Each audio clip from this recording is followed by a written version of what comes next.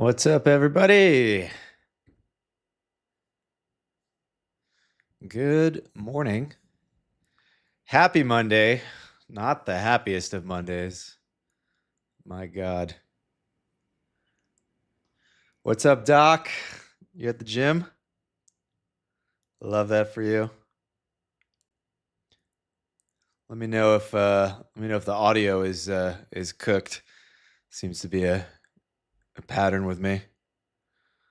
Hold on, let me check the stream real quick. Make sure I'm not talking to myself.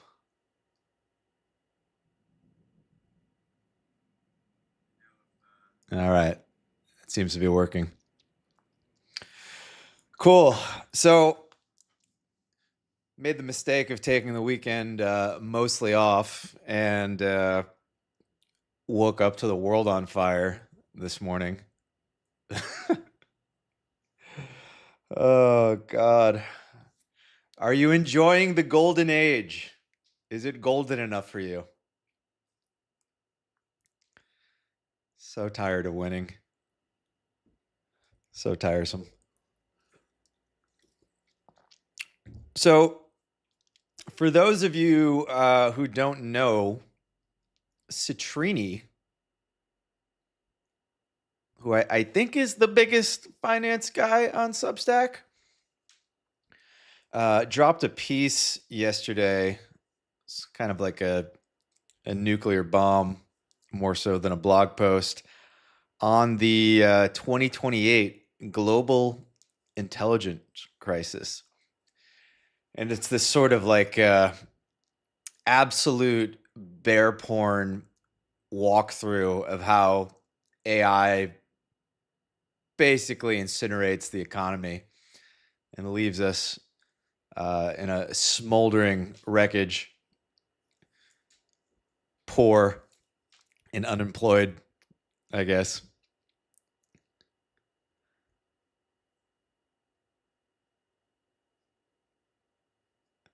So, yeah, I mean, the TLDR of this piece basically is that AI works incredibly well. Companies adopt it. They cut white collar headcount, margins expand, earnings beat, stocks rally, the S&P rips higher, everything looks good on the corporate income statements.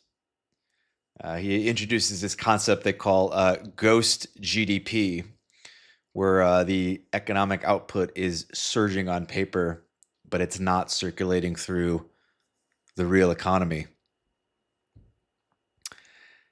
Just when everything is looking pretty good, a feedback loop kicks in. Companies start cutting payrolls because the AI gets so good. The workers spend less money because they've been fired.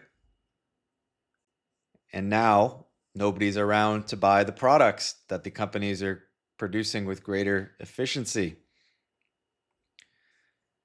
There's a arms race to invest more in AI to protect profit margins, which accelerates the labor cuts, which accelerates the blowups. I think he calls this the intelligent displacement spiral. And unlike in a normal recession, this does not self-correct. Normally, the economy overheats because you overbuild. You stop building, interest rates drop, you build again, everything kind of sorts its way out, and we're good, and we go back up. But this is not a cyclical market pullback in this instance. This is a paradigm shift. AI gets better and cheaper all the time. There is no overbuilding. The companies never say, okay, this is good enough, let's hire humans again. The AI just keeps getting better and we keep getting worse. And it's quite the dystopian piece. Basically everything explodes. I'll save you from reading through the entire thing. S&P down 38%, employment hits 10.2%. We all die, basically. I woke up, my whole feed was people passing around this article, just doomering, absolutely doomering. A lot of people saying I shouldn't have read this before I went to bed last night. Well, I read it this morning over a couple of cups of coffee. So forgive me if I'm a little scatterbrained. It's tough doing this stream on a Monday morning. I feel like I wake up and then in like an hour and a half, I have to process all of this crazy shit that just happened because something always happens. This whole is AI going to replace everybody thing is a thing I've thought about a lot. I spend a lot of my day thinking about this. As you guys know, I've been playing around with AI quite a bit lately because I do believe that your ability to use this technology is going to be your main value add in the workforce in the coming years, or if the workforce sort of ceases to exist in the future self-employment boom, perhaps.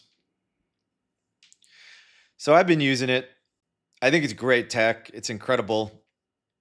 It is definitely broken as fuck at the moment. So the first thing that jumped out to me was Citrini's timeline here.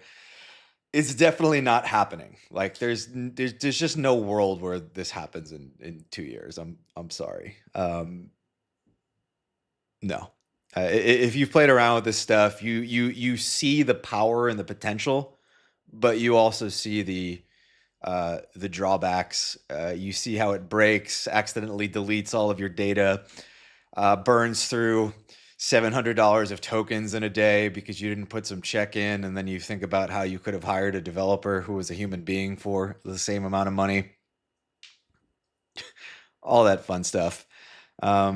But I think about this all day because this is the main driving trade at the moment, right? Or the main force that is driving virtually all trades. Like I think for the most part, if you're thinking about how to allocate some sort of long-term macro portfolio right now, like maybe you're thinking about how to save for retirement and you're a bit of an active investor, you don't want to just buy the index or whatever. This is the main thing that you have to process. And I think that your ability to process what happens as a result of the things that are taking place today all around us is going to be everything in terms of like what does your portfolio gain look like in 5 years, 10 years? And it's a complicated question. I mean, it is hard to invest right now. I think it's much easier to trade right now than it is to invest because the beauty of trading is that you get so much immediate feedback on things. You wake up, you check the price of the asset that you put a position on, you look at the chart's bad, no problem, close it out. Maybe you go short, you readapt your thesis, you keep going, right? But to try to figure out what's happening over the course of like many months, many years with all these like sort of complex interdependencies is a real bitch. And it's why I spend so much of my time just living day to day, right? It's nice having a big fat account that is all cash at the beginning of the day and it's all cash at the end of the day. And then like each day is sort of a new opportunity to just see what is bullish and what is bearish. And then you go to sleep. But of course you can't manage all of your finances like that. You have to think about what the world is going to look like in 5 years, 10 years. And this is the main driving factor, like what happens as a result of AI? Where do we go? Have you guys read this article yet? I'm curious if anybody in the chat has read this. I'm curious what you thought about it. Are you a doomer? Or do you think Citrini is wrong? Why is he right? Why is he wrong? I'd love to hear what you guys think about this. Also, as always, if you guys have any questions, anything you want me to talk about, any sort of thesis, any sort of chart you want me to look at, throw it in the chat. We will get to it later. This is an interactive stream. By the way, before I go any further, I am not doing my due diligence here. I need to tell you to like the stream and subscribe to the channel. And please check out the free Magic Lines Discord at the link in the description below, where we are all getting together every day and trying to figure out what the fuck is going on in the world and how do we not lose all of our money together. It's a it's a team thing these days, you know? You can't go it alone. You need a good community. You need some good friends who can hold you. When you wake up and see that your hyperliquid is down 12%, we'll get to that. We'll get to that in a little bit with the charts, but I want to spend more time on the Citrini thing, the AI thing. There's a couple questions you can ask yourself, right? The first question is Citrini right or is Citrini wrong? The other question you could ask yourself is there anything that goes up whether he's right or wrong, right? Because that would be the best thing to buy. To not have to figure out if this thing takes all of our jobs and makes us poor or gives us infinite abundance. It would be nice to just be like, it doesn't matter. You know, heads I win, tails you lose. And I think there are a few things that do well in this environment, and it's largely stuff that I've been talking about for a while and investing in for a while. You know, ever since my departure from a kind of crypto-centric mindset in my trading and moving more into a longer term TradFi swing-oriented mindset with stuff, right? The main question you should be asking yourself is like, is there any scenario where the average number of tokens that the average person in the US uses per day goes down from here? And in my mind, the answer to that question is like a big fat LOL no, right? That is an up only number in my mind. And more tokens means we need to produce more of the things that power the tokens, right? So there are some companies that I think are obvious winners in this, right? And if you are not kind of just in front of a screen all day and you think like, what do I need to buy? Like you could just focus on the obvious picks and shovels, right? So something like NVIDIA or like Taiwan Semi, like I just do not see a world where these things go down. It's just inconceivable to me at the moment because I again, like having used this stuff, I see how insatiable the demand is going to be and how insane the hardware rush is ultimately going to be, right? But the other two things under the hood that I think are even more interesting now than the hardware are the main input costs to this whole utopian or dystopian boom. And that is energy, right? We are living in a world where the most prime thing that you could invest in is energy. All things related to energy. And this is something that the vast majority of people listening to this have probably not focused on for their entire investing career, right? The zeitgeist has always been around the Mag 7, the big tech, all this stuff. Not a lot of people were talking about investing in uranium or power infrastructure. Like there's so many interesting ways to kind of like dive into this trade, but like AI is ultimately converting energy into this sort of, I don't know what you want to call it, but like agentic output, right? We're sort of like surpassing and replacing human intelligence, but there's a path to that. There's energy in agentic intelligence out, right? And the demand for this stuff, I think, is insatiable, right? And incidentally, this is one of the things I think that is an obvious and kind of weird oversight of the Citrini article when I read it. Do you guys remember Jevons paradox? I think we talked about it on the Alpha Alpha Pod back in the day when we first started grappling with the deep questions of AI.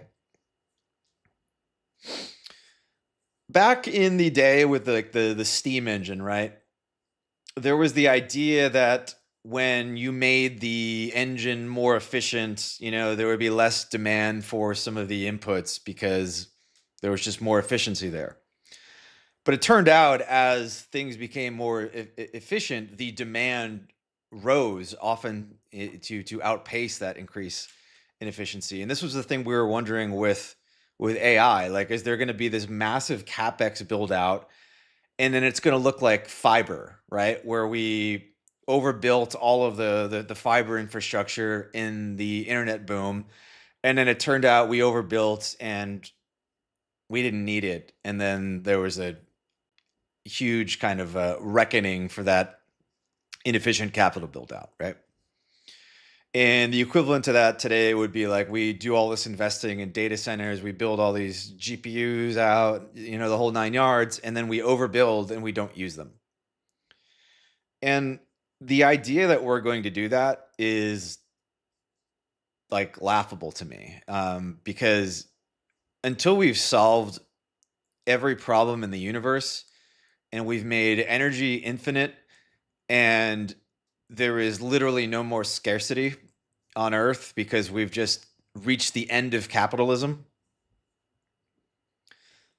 It's always an interesting thing to think about. Like, where are we going towards? Like, what is the end of capitalism? Like, what are we doing every day when we're inventing stuff, producing stuff, making new stuff? Like, what are we moving towards? Like, is there a place where we're like, all right, that's it. We produced all the things. There's nothing else to do here. I think there's a place that like approaches that, and then maybe everything just becomes like entertainment at that point. We've got all the AIs, we've got the robots, they produce all the food, they invent all the new products. Every day we wake up, we've just got like cool new stuff. The cost of everything keeps going down, down, down. Everybody's happy. It's kind of like the utopic end game. And then I guess the YouTube star is the big guy, but like I don't know, maybe they're just replaced by AIs too in the future. Who knows? Sorry, I rambled a little bit there. To bring that around, like the whole basis of like Citrini's piece seems to be that like it's some version of Jevons paradox failing. Like AI increases like productive capacity in the economy, and then we don't use it. We make humans more efficient in a way, and then we don't use that efficiency. We just like discard the humans, and then the humans don't produce anything, and then everything collapses because they can't consume. And it just doesn't really make sense to me. It doesn't make sense to me.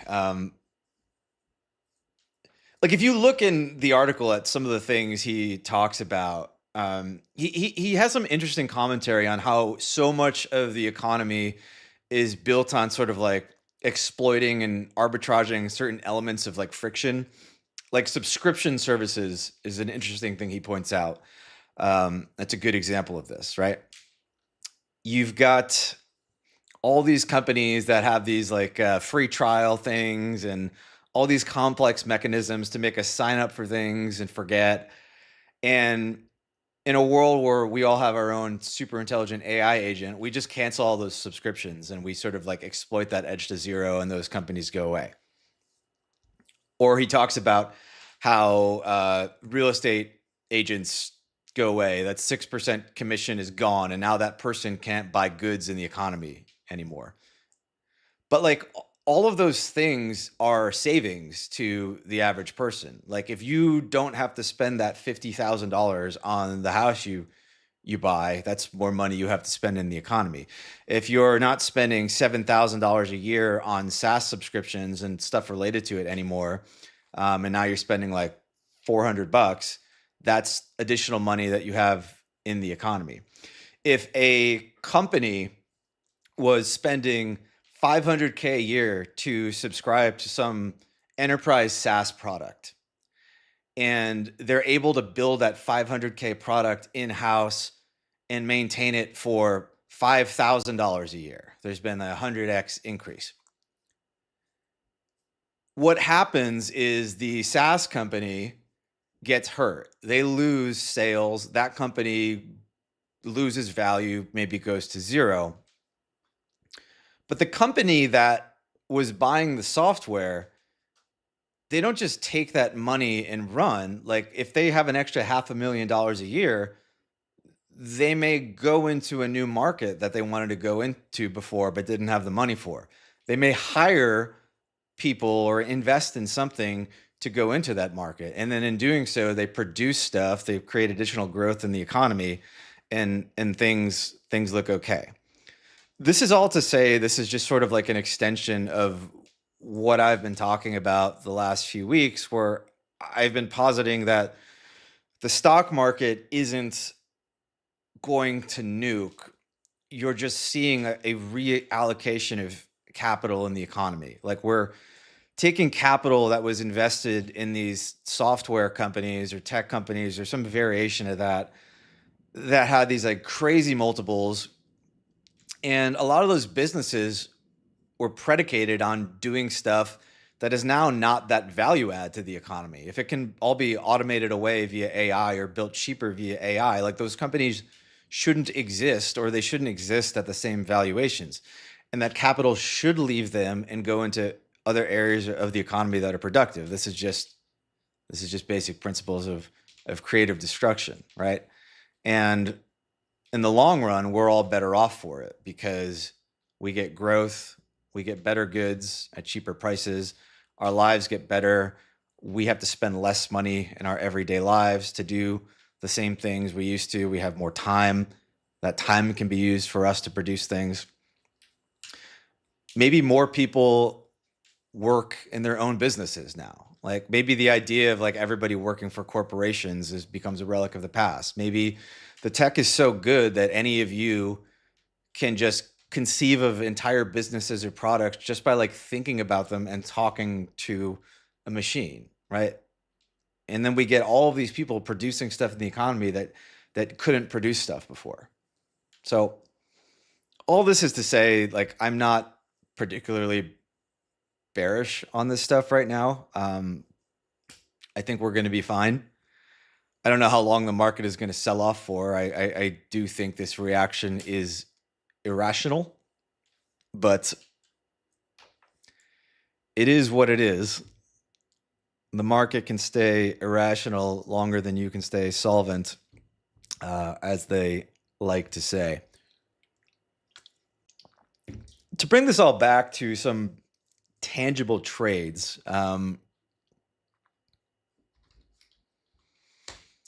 XLU is probably one of the more overlooked and interesting ways to play this. I think I briefly touched on this last week when I brought out the spaghetti charts, looked at which sectors were outperforming other sectors. And one of the surprising things in there was to see utilities just ramping up so hard. And I think this kind of ties back into what I was saying, is that, you know, for a long time, I mean, we've had like a pretty systemic underinvestment in energy infrastructure in this country. So we have a lot of catching up to do. And investing in like an ETF like this is probably the, you know, easiest way to capture that trade without, you know, spending too much time digging through individual companies. Although if you dig through some of the individual companies in this, you know, I think you can kind of isolate charts that look better than others, invest in those, not invest in some different ones. This one is very high time frame bullish. I don't know if I would buy it literally right here.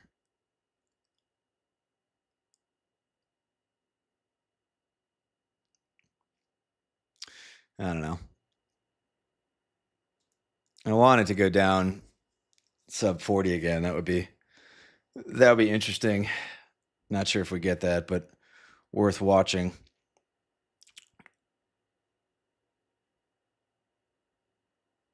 There's some interesting stocks in here I was looking at this morning. Was it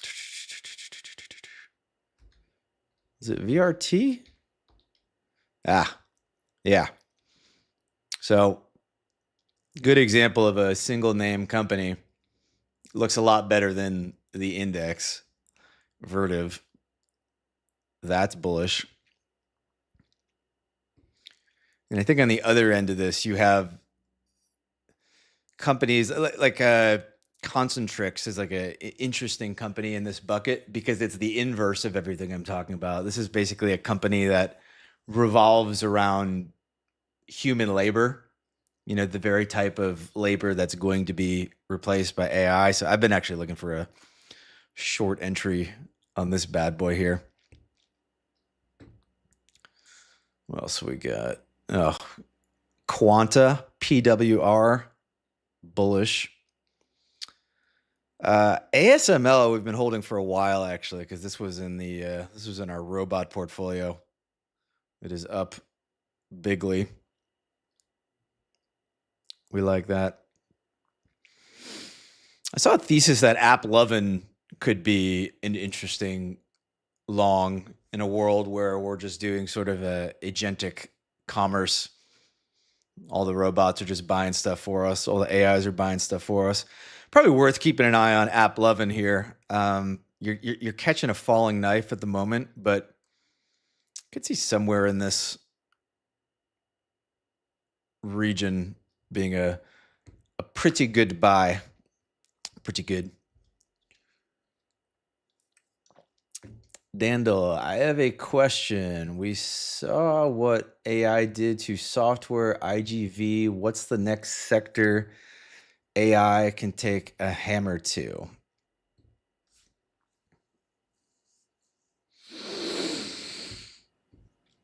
Yeah, it's a good question. I mean, these two companies were Task and CNX. These aren't really software companies, but they are directly related to the replacement of human labor there. So those are the two main ones I'm talking about. Open ideas if you have any big brain. Financials.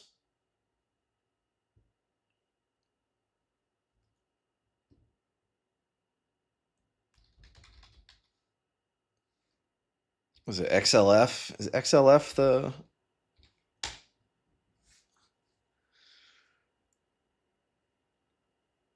Yeah, that looks pretty bad. That looks pretty bad. Ooh. A little yearly sweep.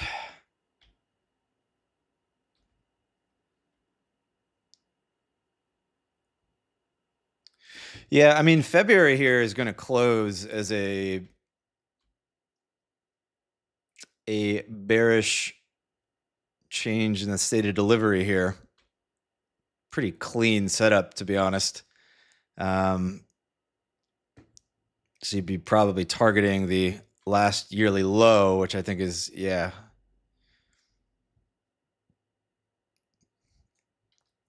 I kind of like this.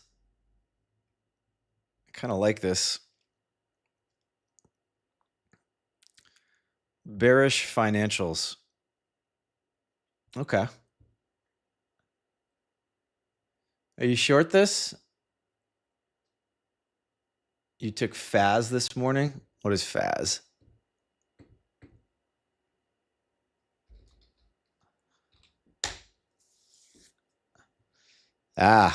Dude, this looks really good. Ooh. Okay. Okay.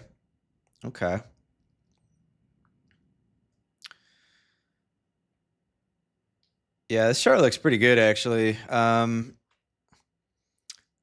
February close is coming soon, so you get like a monthly close above this quarterly level here. I mean, that's pretty juicy.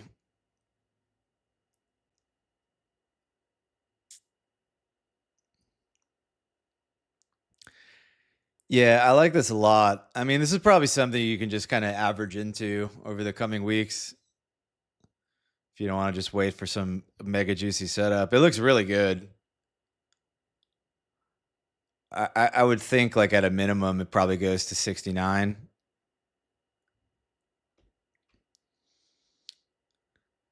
I don't usually like to take these to like the extreme liquidity there in one shot, but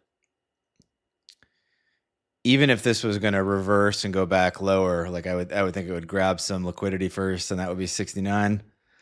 So that's a nice gain. What's that? 47%.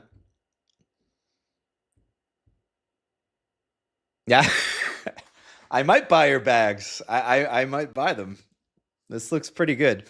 Um, I'm always looking for more short exposure these days because I'm so balls long some other stuff. So yeah, financials interesting sector to be short. Thank you, Dan. I appreciate that. Tunsky, Stephen Hayes. Yes, I'm denominating in oil.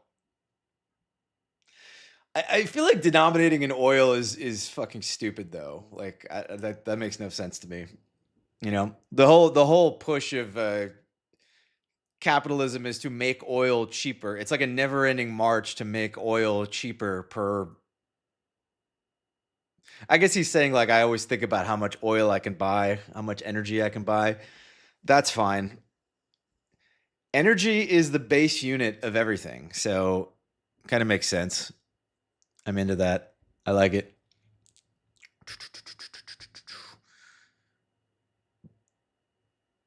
Doc, it is impossible to invest knowing multiples are going to crush.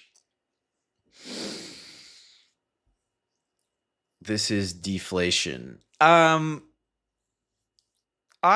do not think this is going to be deflation per se. I do think multiples are going to get slaughtered in some of these areas, though, right?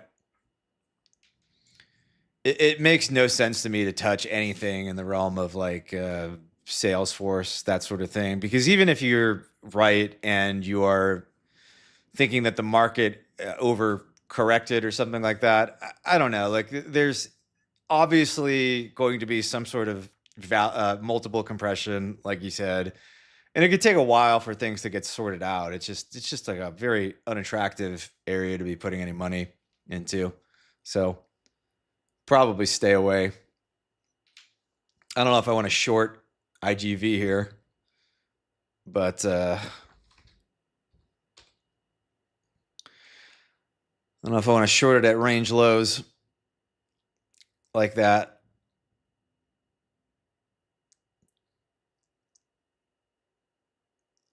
Be interesting if it rips up for some reason. Would love to short it back above 100, but right here, nah, I'm not doing that. By the way, other thing that is, I think, undeniably going up, if you believe any of this AI knowledge or AI thesis, is gold.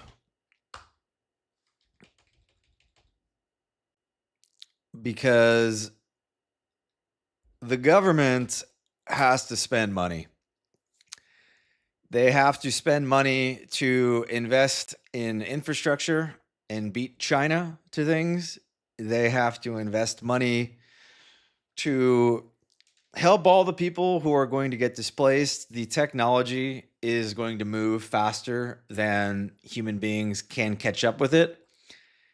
In this generation, I don't think that it just replaces all humans, right? I think humans are very good at adapting, but we do a lot of that adapting or that adaptation sort of intergenerationally. So there's going to be a lot of people who are kind of turbo fucked moving forward. There may be some cascading effects that require bailouts, that sort of thing. it's very hard for me to see how we are not printing a lot of money in the near future, um, which is why I got back into a large gold long last week, a little over 5K. So got a lot of the net worth in gold right now, boys. A lot of the net worth in gold. I think I'm up to like 25, 30% or something in gold now.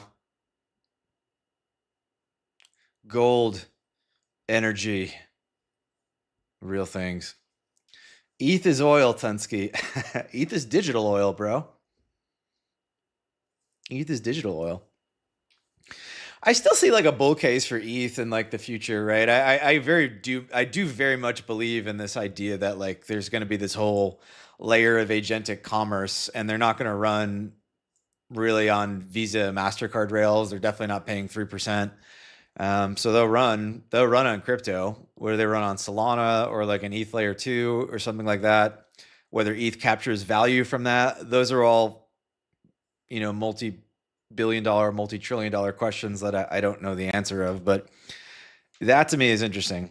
I do know one thing: they're not running on Bitcoin at the moment or anytime in the future that I can see. My my good friend David, who I think you guys saw on the podcast a while back, he told me I'm too bearish on Bitcoin yesterday at Pickleball. He sent me some materials to read, try to sway me back to the light side. I've been talking to Bitcoiners over the last few days because I wrote that piece, and a lot of people trying to change my mind. I have not heard a good argument. Not heard a good argument. Certainly not a good price-based argument. I've heard decent arguments, compelling arguments for why some elements of the network may survive and thrive, but not seeing a good argument for why a bunch of people are suddenly going to start buying Bitcoin right now. My newsletter this week, I put out a little trade idea here. I still think we are going to 49K. This is my next target. Was hoping that we would get a little move up to get in on this. There's a good setup if the market giveth, because we've got a high time frame range low, and we've got a nice kind of fair value gap here on the 2 week. So really, really hoping that, I think what we sketched out was like a little sweep down into here and then maybe like a move up. So something like this,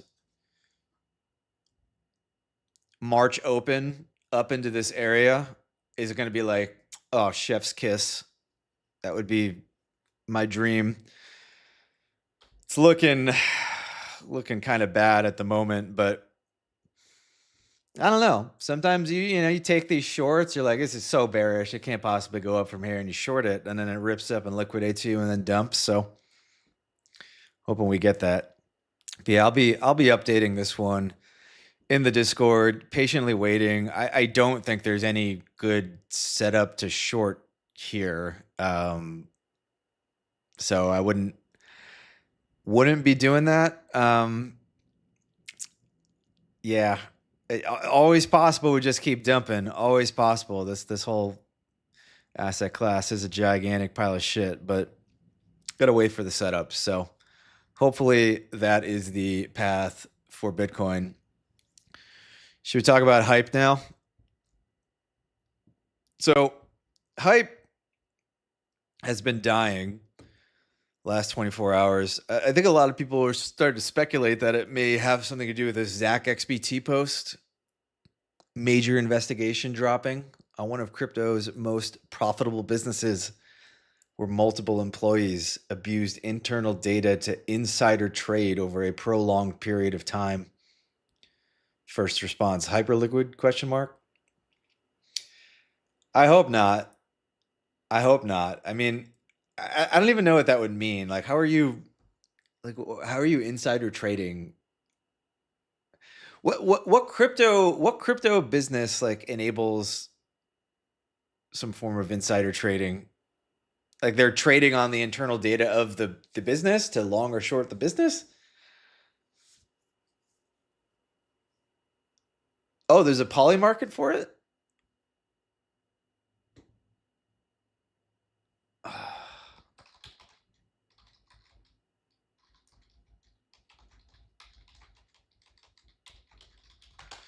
I love that there's a market. Oh, I love it. I love the future.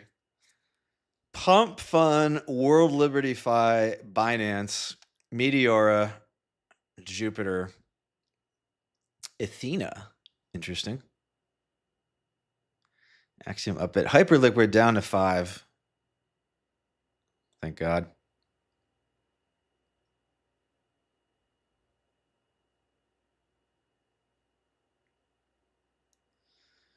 How much liquidity is in this market? At 113K in volume. Not much. Not much. Pump Fun would be believable. World Liberty Fi would be believable. I think the tweet I grabbed this from was talking about, yeah, it's quite obviously a World Liberty Fi bonk expose. Eric Trump deleting his World Liberty Fi tweets. Oh, God. I hate these fucking people so much. Just made this entire industry look like such a bunch of ass clowns, which it, to be fair, mostly is. So I guess we just accelerated that process.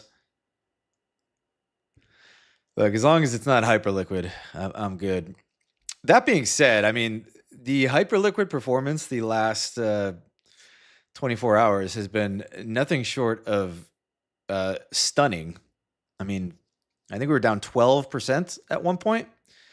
For some comp, Sol was down 4%, which means my hype Sol pair trade is getting slaughtered. But I still feel fine about that one on the higher time frame. Yeah, honestly, hyperliquid, one of my I've had a really good year trading so far. Probably a little less good after this morning's events, but I was up like 40% yesterday when I checked. Hyperliquid in the last week was not a good source of that. It's kind of right on the original short there. That change in the state of delivery ended up holding. I wanted to see if you guys watched my video last week. I thought we were going to reject off of this area and then hopefully put in a bottom in this zone and continue higher.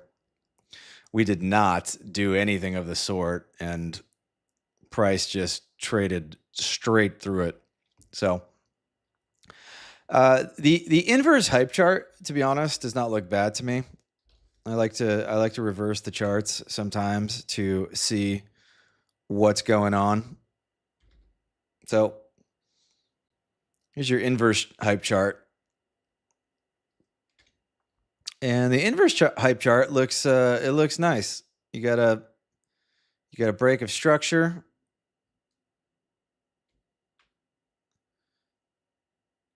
You got a very strong fair value gap.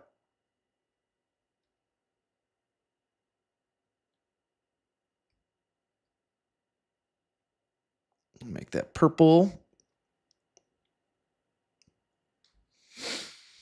Like if you were looking to short this, if I was like, would you long or short this chart?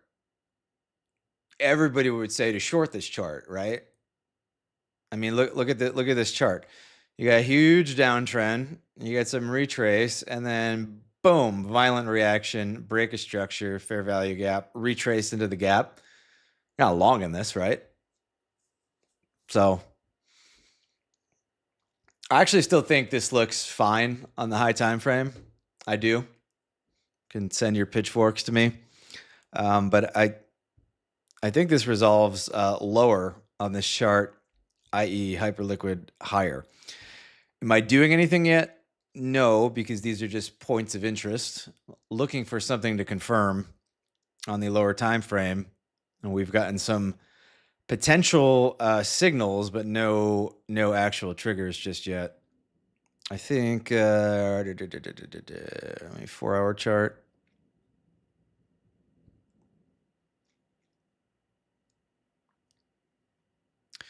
Yeah, so this whole area here is basically a point of interest for me. And then I'm viewing this as a reaccumulation range in here. So the idea being that you break down, there's some reaccumulation of shorts, you manipulate the range high back into the range and then continue, right? So either looking for some sort of power of 3 fractal,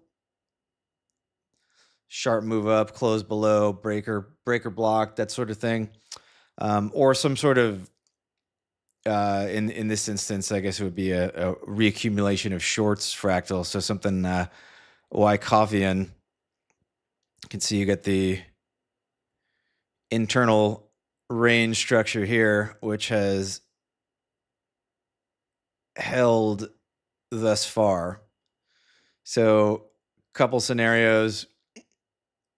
One, you get a sharp move down, you break structure, retrace back up, go, right?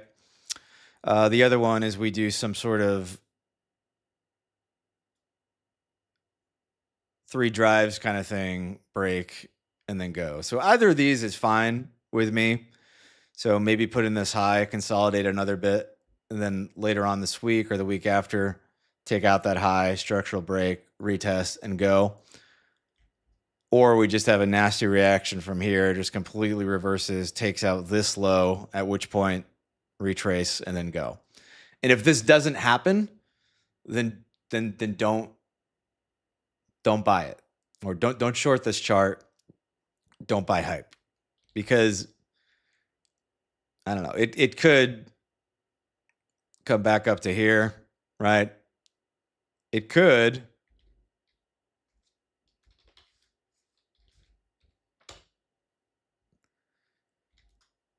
still come all the way back down to here. I've told you guys this is a possibility. You got to be prepared for that. Be happy to buy more down here. Be happy to buy more. But yeah, the clock is ticking for the bulls at this point. The clock is ticking. So hopefully the bulls get their shit together. Let's talk about stocks for a little bit. S&P 500, which is kind of my in-between index. It's kind of got 1 foot in the software, 1 foot in the real economy, kind of like a balanced weighting of both of them. It's a bit of a mess. I think it's still bullish, but with some caveats. Can't remember if I drew this last week, but we're basically forming like a megaphone pattern here. Sort of expanding megaphone. So you've got some consolidation that's making higher highs and lower lows. I'm still not expecting us to be closing more than 1 or so dailies down here, 6,700 level. That would be bad if so. I suspect there's some turmoil here. I don't know. We sweep, we go out, but like eventually I do think this breaks to the upside still. I am still kind of bullish overall on, stock indexes, or indices rather. I'm long the NASDAQ right now as a trade, but kind of mostly just playing this by trying to hone in on the specific stocks that I'm liking again, like a lot of energy stocks. Been looking again at some mining stocks. I think those could be coming back and waiting for a retrace.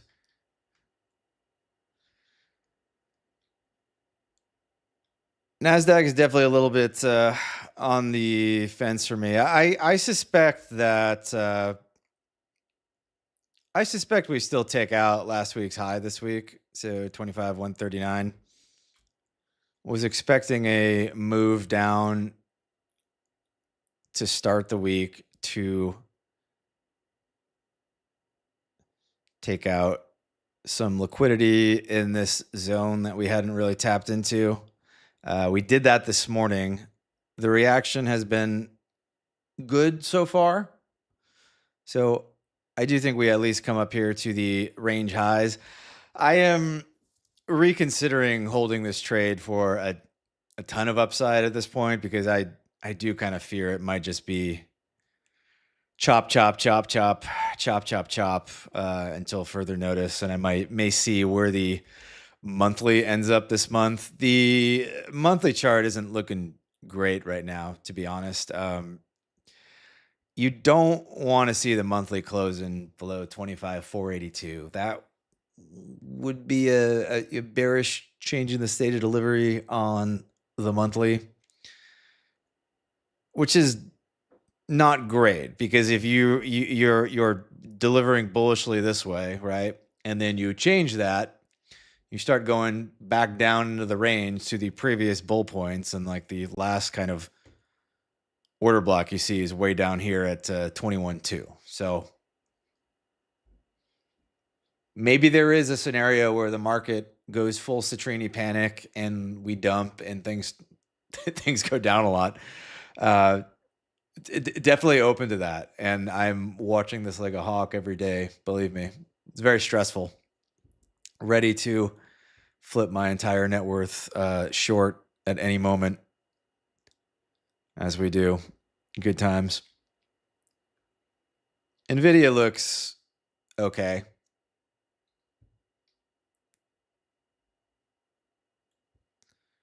It's still just putting in higher lows here. Actually haven't taken out any of these lows. So for all of the panic, this is just kind of structurally going up. This is like a head and shoulders everybody's watching. It's like a mega head and shoulders.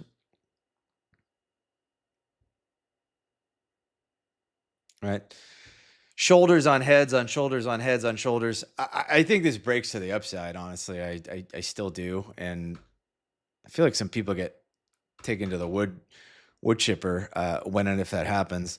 I saw some like put call data on the NASDAQ, and it seemed like the amount of puts people are buying is like insane right now. So I don't know, I just have like a hard time believing that the market is going to dump from here, as everybody is like max hedged and turbo bearish. Like the fear and greed on equities is like quite fearful right now.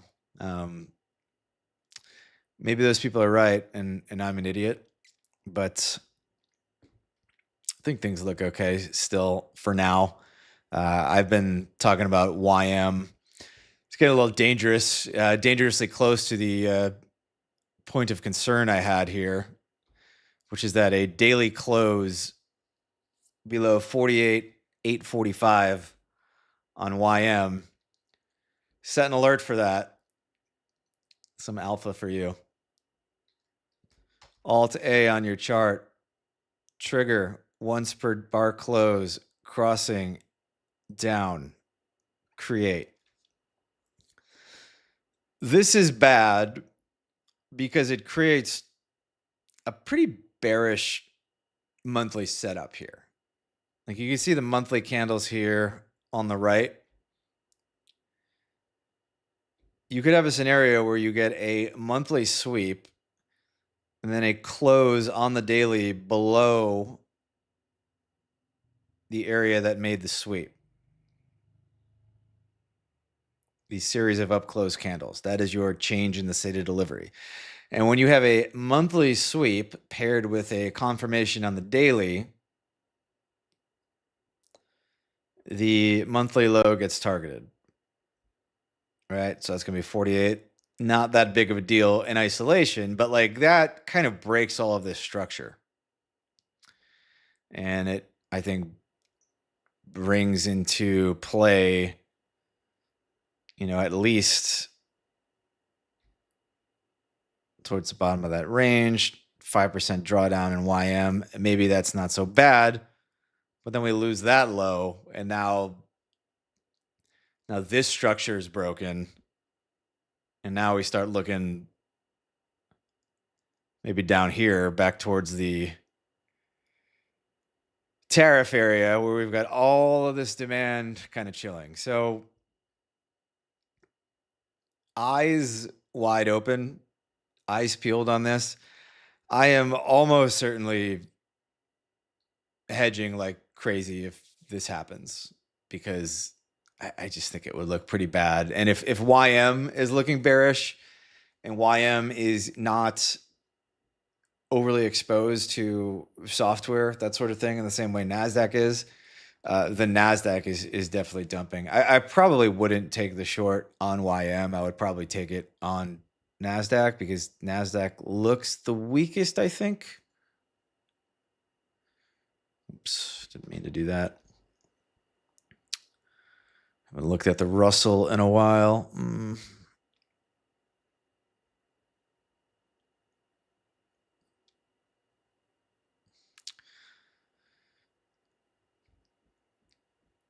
The Russell's interesting because I still see like I still very much see a scenario where we could be bullish.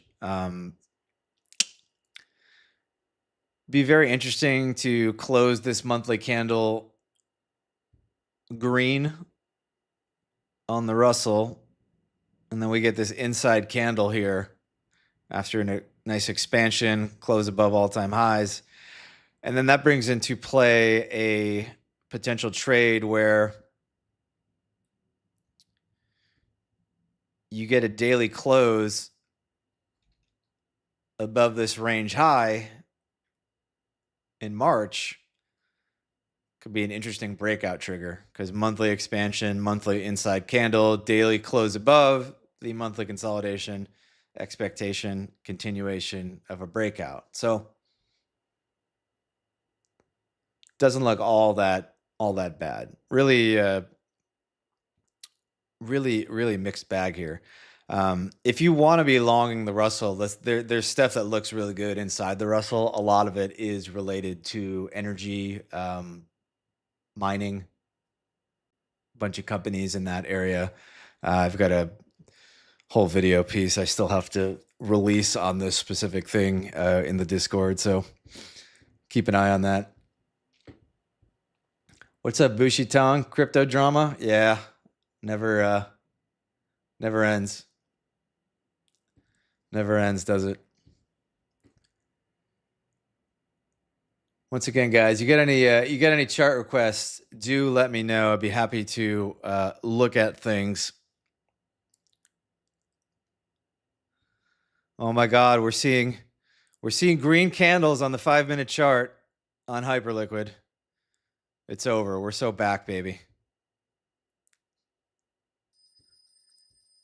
We're so back. I should short this. I should short CN. I should short Concentrix. I might actually short this as soon as the stream is over. 0. Shorting Concentrix to 0. Probably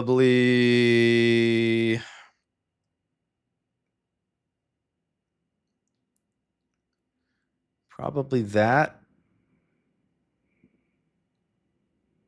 Just cover the breakdown, call it a day. Should be fine. Save some size to add up here.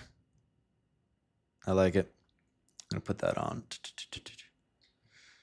Tunsky, Wi-Fi is 50%. Oh, you're talking about the poly market.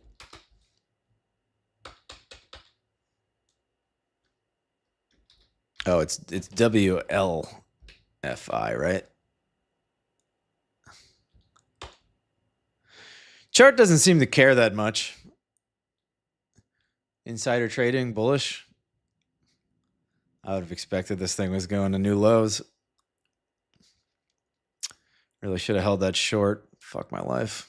Oh well. One more thing I want to talk about before we go. This is related to energy and my call for you guys to buy some energy stocks, get some energy in your portfolio. A lot of people have been talking about uranium.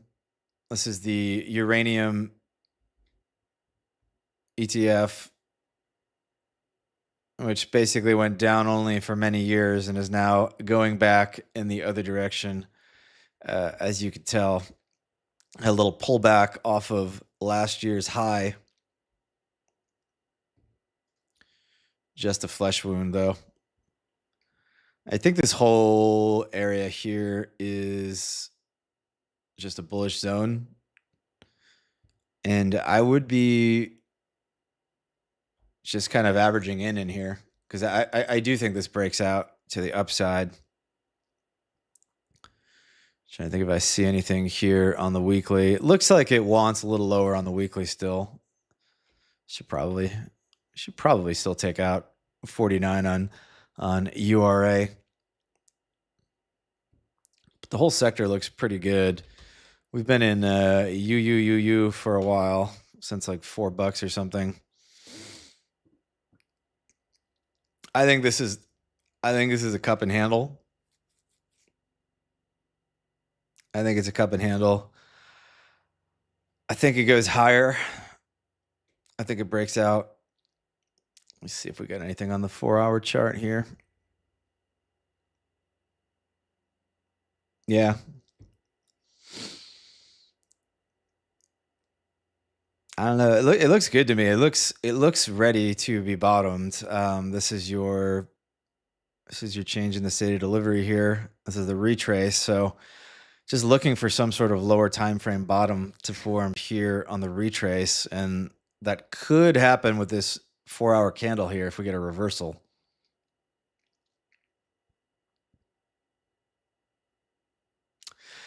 Yeah, this looks pretty good.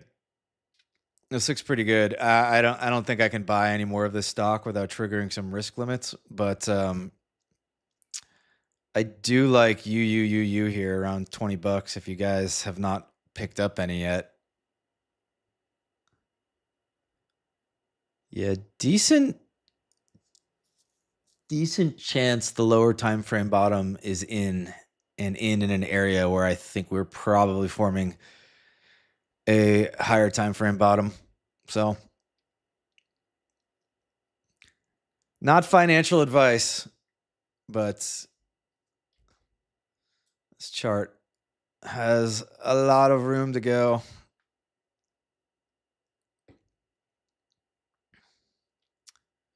Did we hit the mid-range here yet? Yeah. So we've already tagged the mid-range of this high time frame zone. Already started kind of closing above it. Haven't rejected hard off of it. So like this is price like accepting in this area to me. And so basic range principles, after the mid-range, you go for the range high.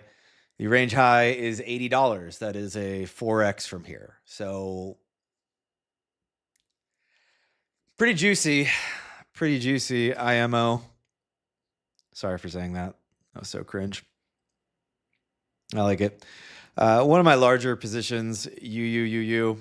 Again, I'm very long gold. I'm very long energy. Also, unfortunately, very long Tesla, which looks like fucking ass right now. Contemplating cutting this sad position. I think the monthly is going to probably end up kind of bad, unfortunately, but we'll see if we can get a miraculous rally off of here. This is the last great hope I had on my chart. This little gap. Can the gap save us? I'm so concerned if we lose this low that just this ends up being like a very high time frame distribution, because if this is your range high, range low, take it off of log for you there.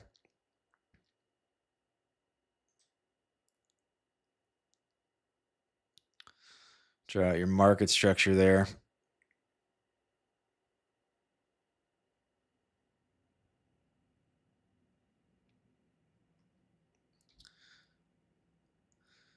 is your high time frame market structure.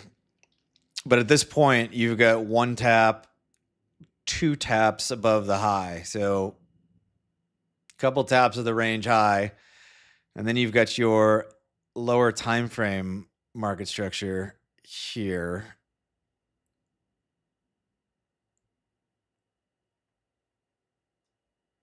Which I will color blue, or something that looks blue to me. I don't know what blue looks like. So this looks very bad to me. If we sort of decisively break this 382 low, could maybe still be salvaged with a sweep, but having two taps of the range high, two failures to close above, and then on the second, a break of structure to go along with it, that's like terrifying to me. And it's just like all this liquidity down here. And the worry, if you fail at the range high, is that you ultimately go to find liquidity near the range lows. But at a minimum, I'm expecting the mid-range. And even the mid-range, where we could bottom, I could maybe see this demand bottoming us. If you're optimistic, you could maybe say, okay, well, that's just this range here. We'll just go back here and then go up. I could maybe jive with that. But even that is, that's still negative 35% from here. That wouldn't be fun. And so, yeah, I'm considering de-risking, especially when I have capital that I could put to charts that just look more bullish. I want to be bullish. I like the company. I really believe in it. I really believe in the robo-taxi thing. I believe in Optimus. But the robo-taxi, is the most compelling thing to me. I'm super bullish on it, but can't fade the chart and can't get sentimental, Never works out for me.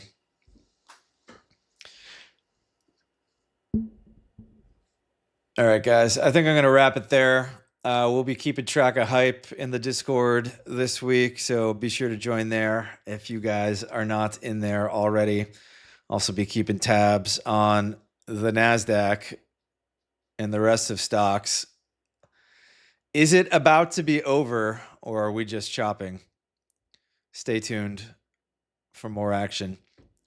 Thanks everybody for watching. Thanks for bearing with me today. It was definitely a highly improvised stream with the Citrini stuff this morning. A lot to process.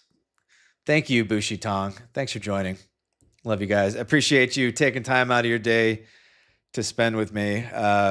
Hopefully I'm going to be out of Claudebot land pretty soon and back to having more time to do charts or do charts more efficiently. I've honestly just been working so hard trying to get this thing set up that my other areas of my life are fading a little bit, but soon.